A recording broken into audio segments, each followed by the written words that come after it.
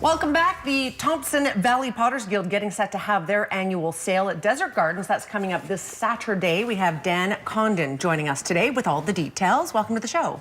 Thank you. How are you? Good, thanks. Good. You brought some gear with you. I brought a few things from that will be in the show. Yes. How many people belong to the Thompson Valley Potters Guild? How many members? There's about 40.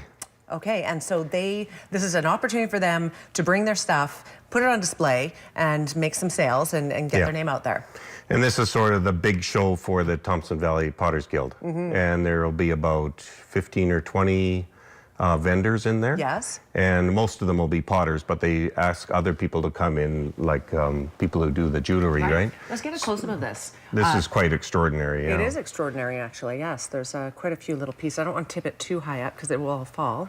Anyway, so pottery aside, I mean, pottery in itself is gorgeous, but somebody here is going to be showing their jewelry pieces. Yeah. Beautiful. So it's mostly pottery with a little jewelry on the side. Would that be fair to say? Sure. Sure. I haven't done it before, so this is my first year doing it. We've got a picture here. We're going to go to a close-up here of some of the stuff on the coffee table. Are most of the people obviously from our region that are doing this, that are local artists? They're all from right around here, yeah. Right. And so it includes, obviously, the plates, as the beautiful ones show us here on the coffee table, gorgeous, but there's also trinkets and things like this that are not necessarily bowls and plates, but they're decorations, if you will. Yeah. You know, and things that hang on the wall. And we have, most potters do functional wear as well. Functional wear. That's so, and it seems like everybody needs a new cup every once in a while. Everybody needs a new cup. So you'll be able to get a cup there. Beautiful. And then the large decorative plates, and then I do large pottery. That's my thing to do. Really? How large?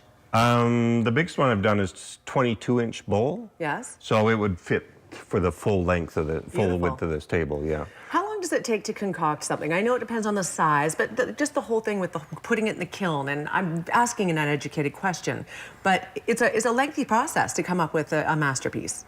Yeah, especially the masterpiece part. Right. Because you know you throw it and then you hope that it doesn't collapse or do something, and then you dry it, and then you have to trim it, and then you fire it once, and then you put the glaze on, and then you hope it all comes out good at the end. Sure. And so after you've done it for a few years, you end up with quite a bit more predictability. Sure. Practice makes perfect. Yeah, and then you always experiment because it's in your nature. Yes. And then you have to, you know, kind of keep going over and over again.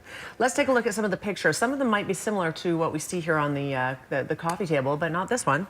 That's Sheila McDonald's. I've actually known her for about 10 years. She used to be my neighbor, and I actually own one of her big plates. She's a real artist. Yeah. You know, she likes to do it on white. I'm not sure whose this is. I took it off your website, so yeah. But again, this is, members. And a lot of people do the functional wear, and they've put a whole piece together with the platter and everything put together. Beautiful. That would be beautiful. And you know, the amount of time it takes to do all that carving. So much. Like, and this person is probably the same as this plate here. Yes. And again, the amount of time it takes to actually do all that carving and get that swirl perfect, and then get the change in color. Oh yeah. It's an extraordinary piece. It's an art form, really. Yeah. Very much so. That guy's cute. But that's all we're going to say about him. Yeah, and it looks like that's the same person who's done this plate here. Right, and this is also a beautiful piece. And everybody develops their own style. Yes. You know, and people who begin, they do all sorts of things, and then after a while, like I started doing these things that look more primitive, because I'm really attracted to things that look like they just got picked up out of the ground. And it, you know, and this is equally valid as someone who's done like a really refined piece of work, right? That isn't primitive at all. Sure. So everyone has their taste and styles as to what they do, right? Yeah. So this is an opportunity to come and collect a few beautiful pieces for Christmas gifts that you know they're not going to find anywhere else. They're not going to get a similar version of it anywhere else. It's nice to buy things that are a little bit more authentic, if you will. And they're all handmade in Kamloops. Yes. So, you know, that's it. There's nothing bought from out of town and brought in. Do people that do this type of work do it out of their house, or do you guys have a place that you will converge? Almost everybody does it out of their own studio in their house. You pretty much have to have your own space. Yes. And so I couldn't in mine, so I've rented a space. Yeah. But it's a pretty dirty operation. Yes. And then the kiln goes on, and then it can be smelly and adds a lot of heat into the space. Yes. So almost everybody has it in their garage or a little studio that's away from their house. Yes, keep that separate a little bit. Yeah. Anyway, it looks like a lot of people putting their time, effort, and love into these pieces. So thank you for being here. We are out of time. If you're interested, again, it's taking place at the Desert Gardens. It's their annual sale for the Thompson Valley Potters Guild, November 4th, which is this Saturday, 10 until 4. And there's the website, tvpg.ca.